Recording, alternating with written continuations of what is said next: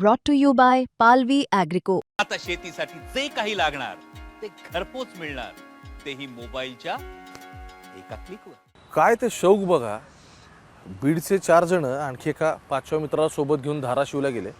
तिथल्या कला केंद्रावरती त्यांनी अर्थात त्यांचा कार्यक्रम ठेवला होता. तोपर्यंत जाईपर्यंत थोडी तार हलवू म्हणून रस्त्यात कुठेतरी कार्यक्रमाला बसले. तिकडे गेले, आणखी झाली. हीच डोळ्यातली झिंग आणि डोक्यातली मस्ती घेऊन सगळे परत माघारी निघाले आणि येताना 4 जणांनी 5व्याचा गाडीत काटा काढला. बरं असा काढला की रक्ताचा एक थेंब व्हायला नाही, पण जोपर्यंत तो हॉस्पिटलला पोहोचला त्याच्या आधीच मित्र वर पोहोचला होता. आजची स्टोरी ही मर्डरपेक्षा सुद्धा एका अशा जागेबद्दलची आहे की उस्मानाबाद जिल्ह्यामध्ये ज्यावेळी सगळे कला केंद्र बंद आहे तिथे काय घडतं काय ना काय नाही पोलिसांना कळलेलं होतं. अगदी मला आठवतंय मी 3 ते 4 महिन्यापूर्वी अगदी मला आठवतंय की 4 महिने झाले असतील एक स्टोरी रेकॉर्ड केलेली होती की असाच बीडचा एक सरपंच यंग पोरगा जो तिथे एका नर्तकीच्या नादी लागला आणि त्याने स्वतःचं शेवटी आयुष्य संपून घेतलं आणि त्याच्या इनोव्हामध्येच त्याचा मृत्यू झाला. हे तेच कला केंद्र आहे परत एकदा. आणि ज्यावेळी अख्ख्या जिल्ह्यातली कला केंद्र बंद आहेत त्यावेळी फक्त अख्ख्या जिल्ह्यात एक कला केंद्र चालू आहेत जिथे या ना त्या पद्धतीचे काही ना काहीतरी गोष्टी घडत आहेत. आणि असं झाल्यानंतर सुद्धा कलेक्टर, तिथला पोलीस सुपरिटेंडंट हे या कला केंद्राच्या मालकाला अजूनही हात लावू शकलेले नाही.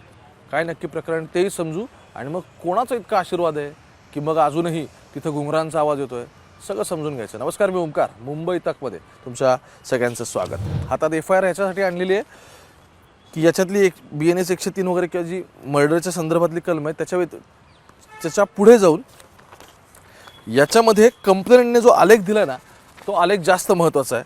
कारण ज्यावेळी तुमचे मित्रच हे तुम्हाला सोबत नेऊन तुमच्यासोबत कार्यक्रम करून तुमच्यासोबत सगळ्या गोष्टी केल्यानंतर येताना तुम्हाला अशा पद्धतीने काटा काढतात त्यावेळी नक्की तपशील काय हे समजून घेतले पाहिजेत. घटना धाराशिव जिल्ह्यात घडली, पण ही सगळी केस वगैरे अशी बीडच्या वेगवेगळ्या भागातली मंडळी ही सगळी एकत्र गेलेली होती. 4 जणांविरोधात FIR झाला आहे. आता याच्यामध्ये जे कंप्लेंट आहेत भागवत बळीराम मुंडे त्यांनी ही सगळी कंप्लेंट दिलेली आहेत. कारण हे सगळं जे काय घडलं हे त्यांच्या लेखाबद्दलचा प्रकार आहे. तारीख 12/2 म्हणजे तारीख 12 फेब्रुवारी 2026 संध्याकाळी 6:30 वाजता माझा मुलगा सतीश मुंडे हा साळेगाव इथे माझ्या घरी होता. नेहमीप्रमाणे तो मेडिकलचं दुकान उघडायचं होतं म्हणून घरातून निघून गेला. आणि त्यानंतर माझा जो भाऊ आहे तो त्याच्यासोबत माझं रात्री त्याचा मला फोन आला आणि मग त्याने मला विचारलं की सतीश घरी आहे का हो. तर मी त्याला म्हटलं की तो तर अजून आलेला नाही आहे, रात्र झाली खरी पण तो मेडिकलवरच असेल कारण मेडिकल उशिरा बंद करतो. मग भाऊ असा म्हटला की तुमचा मुलगा हा घरी यायला तयार आहे, तुम्ही त्याला घरात घ्या. हे म्हणताच काय झालं की त्यानंतर गाडीमधून आणखी एक माणूस आला, त्याचं नाव आहे मुन्ना शेख.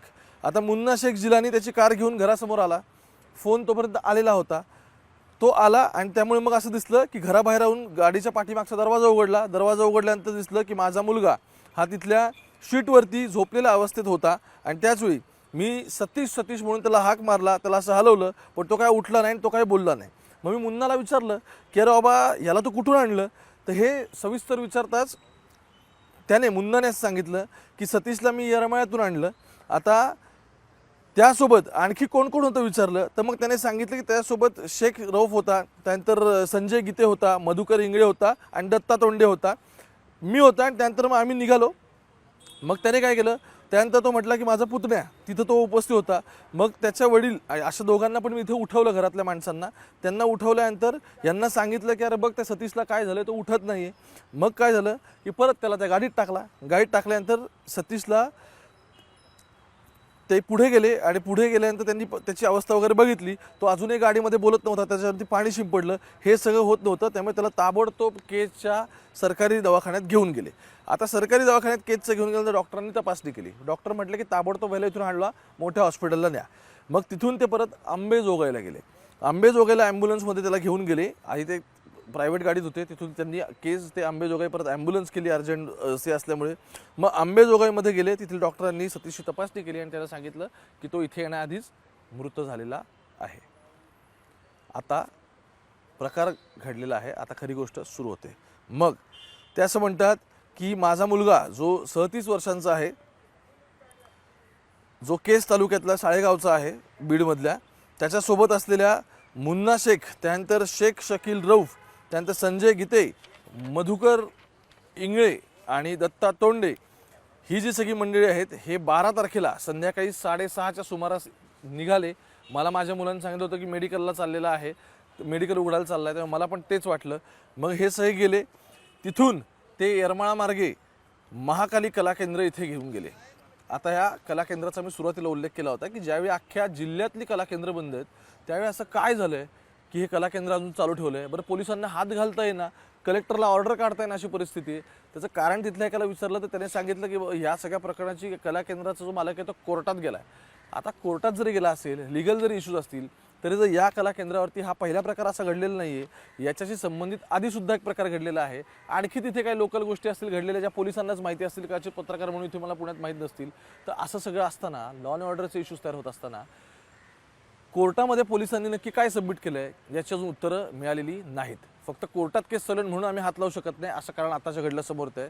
पण मूळ मुद्दा परत हाच आहे, कलेक्टरच्या हातात ऑर्डर्स आहेत. एखाद्यावरती कारवाई करायची म्हटल्यानंतर किती वेळ, कारण शेवटी न्यायदंडाधिकारी आहेत ना, ते जिल्हाधिकारी आहेत, ते किती वेळ थांबणार आहेत. SP, पोलीस अधीक्षक हे किती वेळ थांबतात. ज्यावेळी खरंच यांना कारवाई करायची असते त्यावेळी ते कुठपर्यंत आणि कोणत्या एक्सटेंडला, आणि ते पण नियम कशा पद्धतीने बेंड होईल इथपर्यंत जाऊन लोक काय कारवाई करतात. या प्रकरणात ती का होत नाही हे अजून अनुत्तरित आहे. मग महाकाली कला केंद्र इथे घेऊन जात असताना त्याला दारू पाजली. त्यानंतर 12 तारखेला रात्री 11:30 ते 13च्या रात्री 1 पर्यंत, म्हणजे मध्यरात्री रात्री 11:30 ते परत 1 वाजेपर्यंत महाकाली कला केंद्र इथून त्याला वाहनाने परत घेऊन येत असताना जुनं भांडण एक होतं, त्या भांडणाचा राग मनात धरला आणि तो मनात धरून त्याला जीवे मारलं. आता या सुरुवातीला मध्ये म्हणतात की माझ्या मुलाचा खून केला आणि म्हणून मी ही कायदेशीर तक्रार देत आहेत.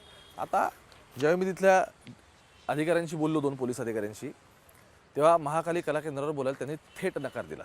मग मी आणखी सोर्सला फोन केला. मग त्यांनी सांगितलं साहेब त्याची केस चालली आहे. म्हटलं कसली केस आहे. म्हटले प्रशासनाने जी कारवाई केली होती त्याच्या विरोधात गेले. त्यांचं म्हणणं आहे की आम्ही कला केंद्रात चालूच आहे, अशा कोणत्याही ज्याला आपण म्हणू की अशा ॲक्टिव्हिटीज तिथे होत नाहीत वगैरे. पण मग मूळ मुद्दा असा आहे की कला केंद्र एक थोडी होतं, कला केंद्र ह्याच्या आधी पण तिथे होती. मग तिथे बाकीच्या सगळ्यांवरती कारवाई झाली आणि महाकालीवरती कारवाई नाही झाली.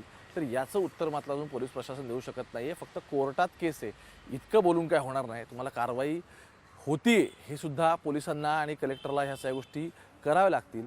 आता त्याच्या पुढे जाऊन मी सुरुवातीला म्हटलं होतं की एक थेंब नाही दिसला. का माहिती आहे का, त्याला इतका लाथाबुक्क्यांनी मारला की त्याचं आधी त्याला पोटाच्या संदर्भात एक प्रॉब्लेम होता, त्याचं काही वर्षांपूर्वी ऑपरेशन झालं होतं.